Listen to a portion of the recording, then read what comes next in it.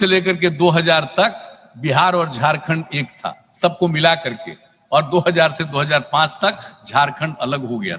ये तीनों टेनियर में मिला करके बिहार झारखंड को भी शामिल करते हुए कुल कितने लोगों को पदों पर भर्ती हुई? 95,734। बोल रहे हैं, बोलने के लिए कुछ भी बोलने का क्या है? आजकल ऐसा एडवाइजर लोगों को मिल गया, काम करने का कोई अनुभव नहीं है। क्या है बिहार, क्या करना है लोगों के उत्थान के लिए, यह सब की कोई समझ नहीं है लोगों को। लेकिन बयानबाजी, प्रचार प्रसार, इन सब चीजों में, तो इन सब चीजों के लिए लोग बोलता है क्या हुआ? अरे क्या है, दुनिया में कोई देश ऐसा है, कोई प्रांत ऐसा है जिसमें सारे लोगों को सरकारी नौकरी मिलती है? ये संभव है? अरे लोगों को तो रोजगार पैदा करने के लिए, हर तरह का काम पैदा करने के लिए लोगों को ट्रेन करना चाहिए, जो हम लोग इतने बड़े बड़े पैमाने पर हम लोगों ने करना शुरू किया, और 7 निश्चय के अंतर्गत। और आपको हम बता देना चाहते हैं कि पिछले 15 वर्षों में 6,08,893 युवाओं को सरकारी नौकरियों में भर्ती किया गया, हम लोगों ने किया, और भी भर्ती का काम चल रहा है। लेकिन इस तरह की बात करने का कोई तुक नहीं है। हर तरह से हम लोग काम करते चले जा रहे हैं।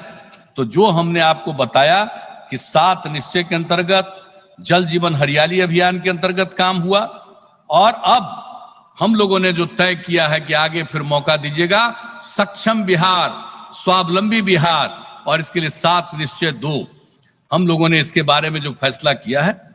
अब आप सोच लीजिए इस 7 निश्चय में क्या है? युवा शक्ति, बिहार की प्रगति। अब हम लोगों ने तो अब तक जितना काम किया, जिसकी चर्चा हम कर चुके, चाहे स्टूडेंट क्रेडिट कार्ड हो, स्वयं सहायता भत्ता योजना हो, कुशल युवा कार्यक्रम हो, हर तरह का काम, इंस्टीट्यूशन बनाने का काम सब किया। अब इसको आगे और करेंगे कि भाई लोग काम पा सके, और काम पाने के लिए जरूरी है कि जैसे हम लोग ITI की पढ़ाई कराते हैं, पॉलिटेक्निक संस्थानों की पढ़ाई कराते हैं, वहां पर की टेक्नोलॉजी का और ऐसा प्रशिक्षण दिया जाए कि लोगों को ज्यादा से ज्यादा काम मिल सके। ये काम हम लोग करेंगे। और उसके बाद संस्थानों में गुणवत्ता बढ़ाने की योजना हम लोग करेंगे, जिसका हमने जिक्र किया। सारे पॉलिटेक्निक संस्थान में, आपको मालूम ही हम लोग कितना संस्थान की स्थापना कर दी। अब सब में ऐसी व्यवस्था की जाएगी, नई टेक्नोलॉजी को वहां पर और ज्यादा ट्रेन किया जाएगा, जैसे nano technology, optical fibre, multimedia, drone, transformer manufacturing, information technology जैसी कई तकनीक, करीब 13-14 तकनीक के बारे में हम लोगों ने सोचा। ये वहां पर लोगों को पढ़ाएंगे, बताएंगे, ट्रेन करेंगे। जितने तरह का काम है वो सब तरह का काम वो कर सकेंगे। और इसी तरह का काम जो बाहर से हम सामान मंगवाते हैं, अगर यहाँ के लोग होंगे, यही बहुत सारा काम होगा। ये लोगों को पता नहीं है। एक एक चीज के बारे में गौर करते हुए जब हम कोई काम करते हैं, उसको क्रियान्वित करते हैं, देखते हैं, लोगों के बीच में जाते हैं और समझने की कोशिश करते हैं कि और आगे क्या काम करना चाहिए, तो ये सब काम किया, एक एक काम किया। तो ये तो सिर्फ उन्हीं को नहीं कि पॉलिटेक्निक वाले जो लोग होंगे, ITI वाले लोग होंगे, दूसरे के लिए भी जिला स्तर पर हम लोग करेंगे मेगा स्किल सेंटर। वहां पर अब जैसे हम लोगों ने दिया है कुशल युवा कार्यक्रम, वहां पर कंप्यूटर पर काम करना सिखाते हैं, बहुत तरह का काम सिखा रहे हैं। लेकिन उसके अलावे, उससे काम सिर्फ नहीं चलेगा, उसके अलावे नई चीजों का कहां कहां और काम लोगों को अगर जान लेंगे, उस तरह का प्रशिक्षण उनको मिल जाएगा, तो उनको कई प्रकार का रोजगार मिल सकता है। मेगा स्किल सेंटर में हर तरह का काम, जैसे आप समझ लीजिए उपयोगी skills, apparel making, refrigerator, air conditioning, solar panel mechanic, बुजुर्गों और मरीजों को देखभाल करने के लिए केयर गिवर्स, ब्यूटी एवं वेलनेस ट्रेनिंग, मोबाइल रिपेयर, आदि सब चीजों के लिए मेगा स्किल सेंटर हम लोग खुलवाएंगे हर जिले। और उसके अलावे हर कमिश्नरी में हम लोग टूल रूम बनाएंगे। टूल रूम बनेगा जिसमें जितने भी इक्विपमेंट्स होते हैं, हर तरह के इक्विपमेंट रखे जाते हैं।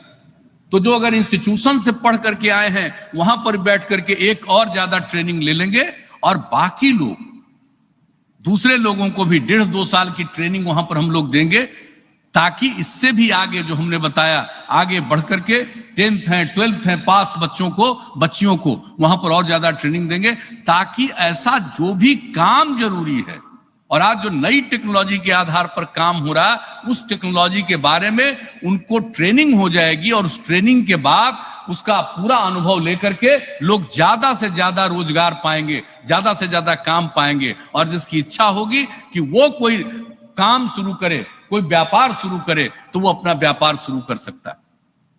तो एक एक काम हम लोग इस तरह से करेंगे। तो जो हमने कहा युवा शक्ति बिहार की प्रगति, उसमें ये होगा। और जो आप समझ लीजिए कि हम जो बता रहे हैं कि स्किल और उद्यमिता प्रशिक्षण की बात कर रहे हैं, इसके लिए हम एक नया डिपार्टमेंट बनाएंगे।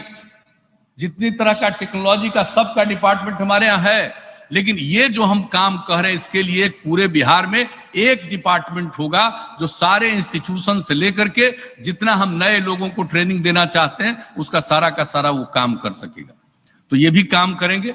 उसके अलावे उद्यमिता विकास हेतु अनुदान प्रोत्साहन हम लोग देंगे।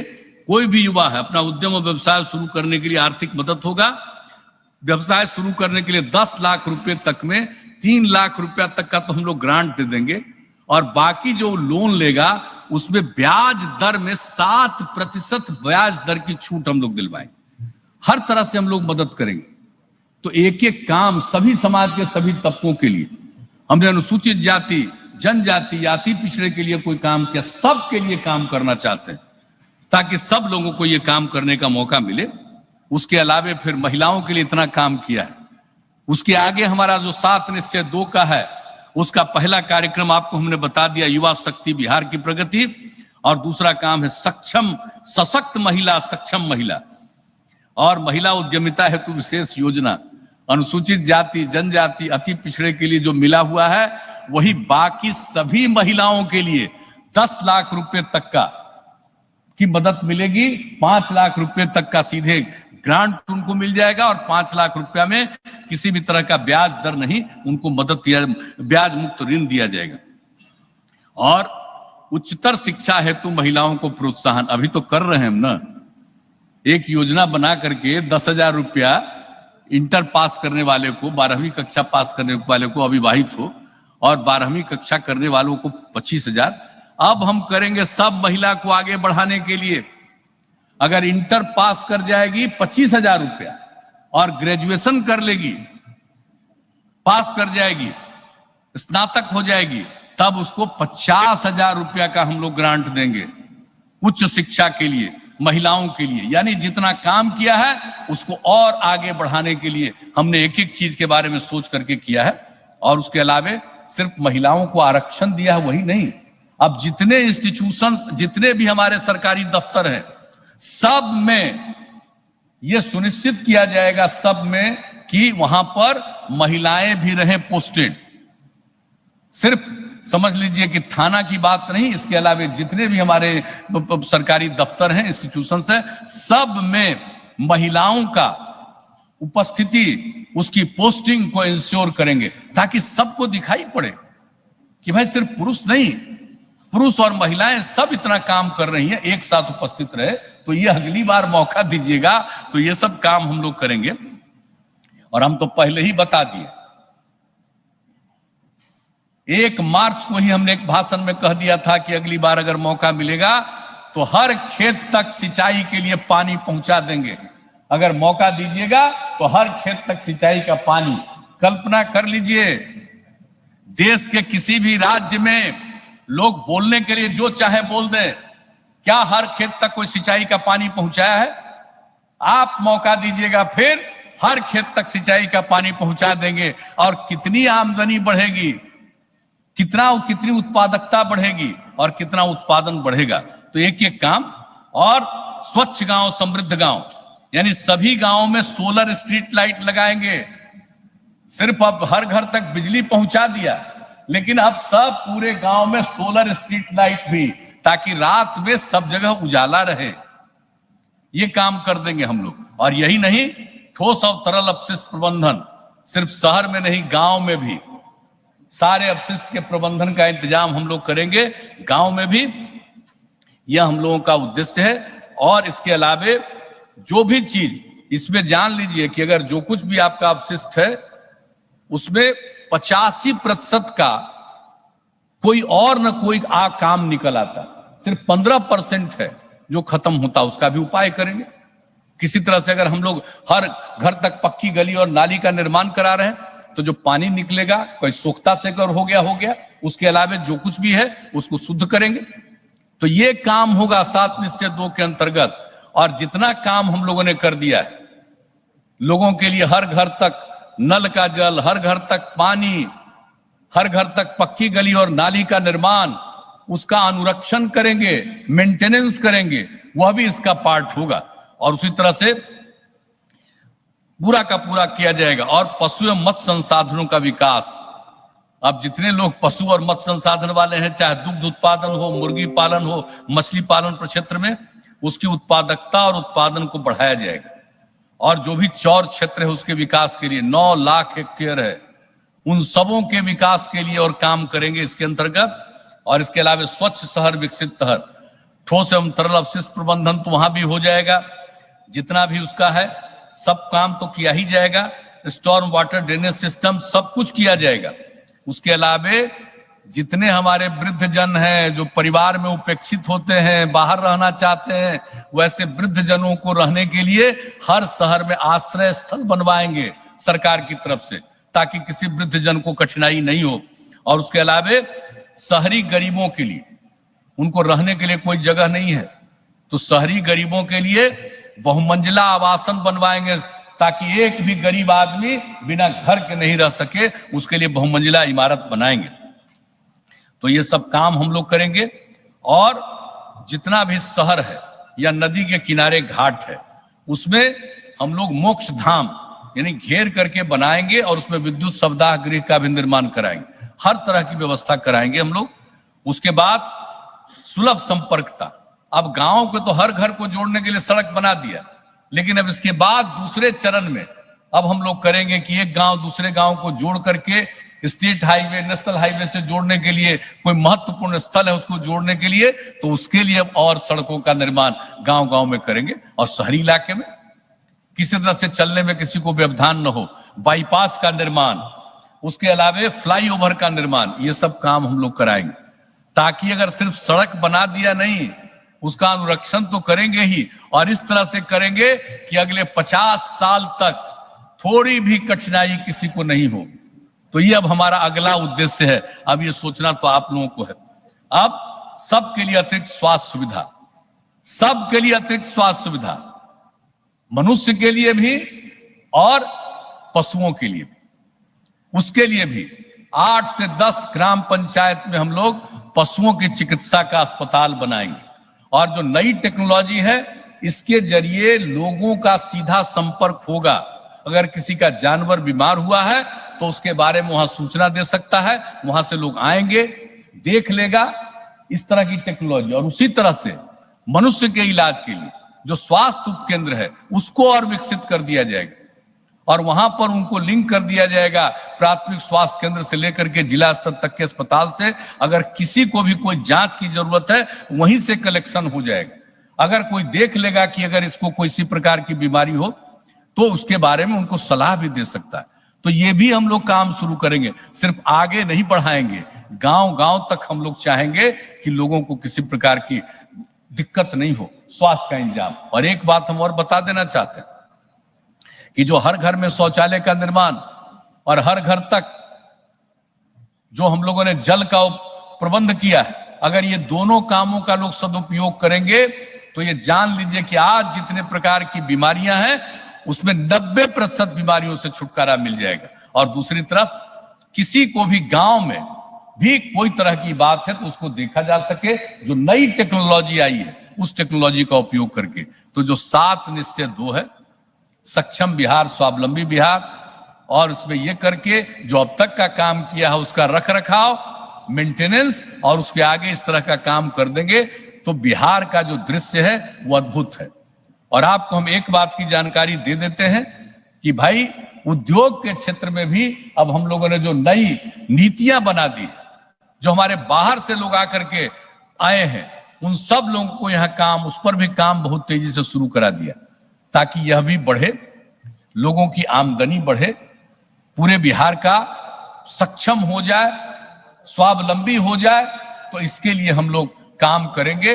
अगर कोई मौका आप लोगों ने मौका दिया फिर से काम करने का, तो हम तो बता दिए कि जो काम करते रहे उसके अलावा अब तक जो बात आई, और हमने ये सोच लिया है, और फिर एनडीए के अन्य जो हमारे दल हैं उन लोगों के मन में भी कोई और बात आएगी कि यह भी होना चाहिए, उसको जोड़ते हुए आगे हम लोगों को जो जरूरत है वो काम करेंगे, जनता की सेवा करेंगे।